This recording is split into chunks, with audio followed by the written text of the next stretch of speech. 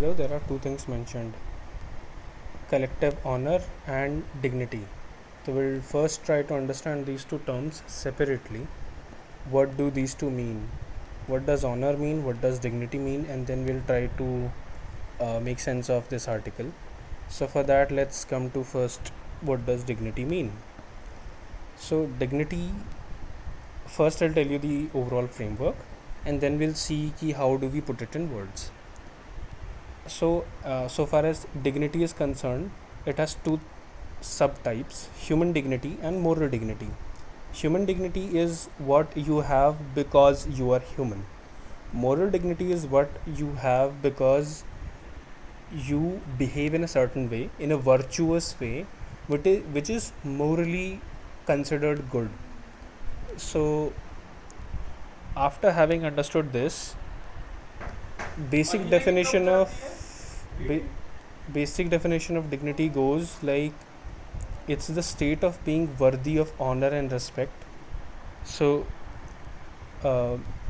we see that human dignity is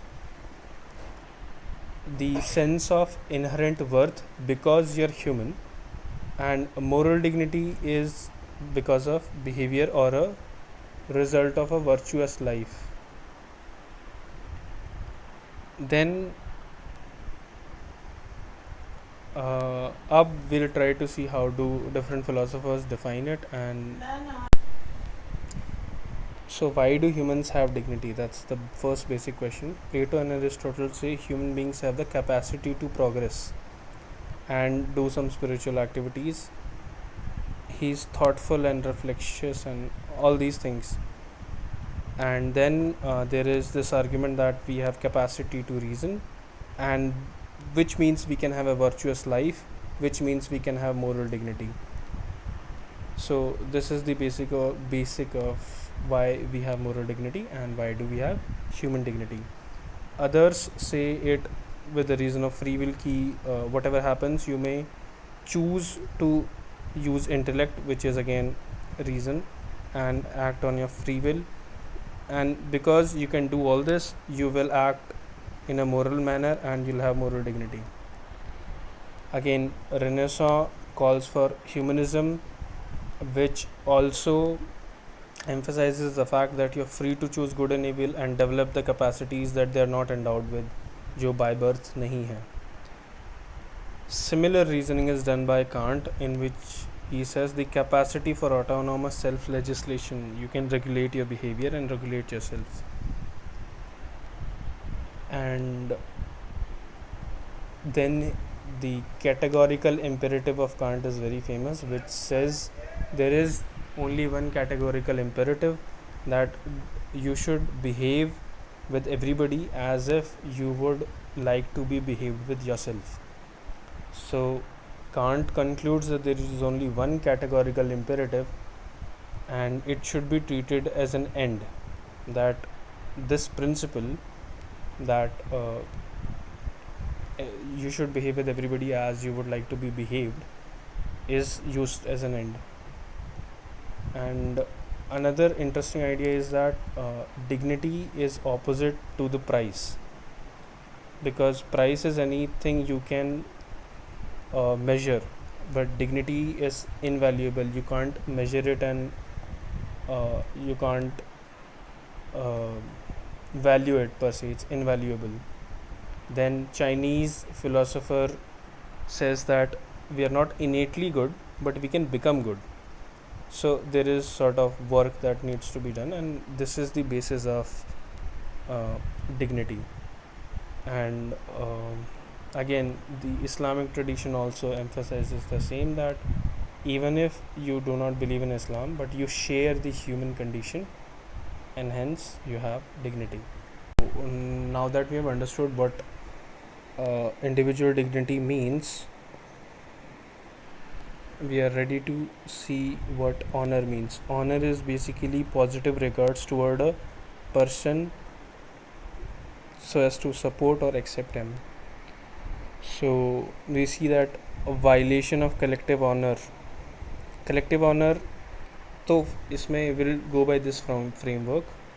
honour क्या होता है, वी हैव सीन कि it's a positive regard for a person in order to help और support them और accept them. And honour individual का हो सकता है, कलेक्टिव हो सकता है। कलेक्टिव में भी जो कास्ट और अदर आइडेंटिटीज़ बेस्ड ऑनर होता है ये हायरार्किकल होता है, क्योंकि caste is a hierarchical idea. And again if you see your self as India, Indian team जीत गई, that type of honour is non hierarchical. तो collective honour is not a bad thing per se. India जीतती है, सबको अच्छा लगता है, which is good. But when it is represented in social identities which are hierarchical, इसने 3 example दिए हैं पहले कि इंडियन टीम जीतेगी, नोबेल प्राइज़ मिलेगा, ज्ञानपीठ अवार्ड मिलेगा, तो all that is good. But hierarchically related communities में, for example caste, and in some cases women are thought of less than men, like in terms of intellect and other things.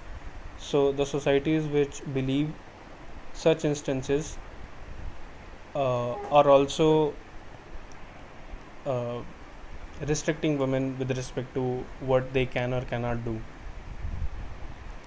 So when the honor is encoded in social norms and these social norms are hierarchical, it becomes a problem. Then we see that collective honor and individual dignity come in conflict, because if India won and everybody is celebrating this collective honor, nobody has a problem. Individual dignity is not violated.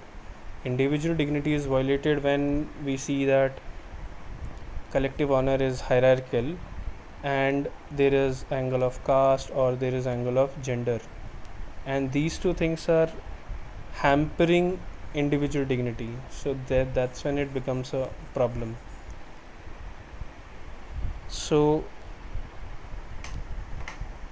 we have understood dignity pretty well, and this sums up the basic idea that in egalitarian forms of collective honor, these are hampering individual dignity, and we should, because we are a social being, we need collective dignity and individual dignity, collective honor and individual dignity.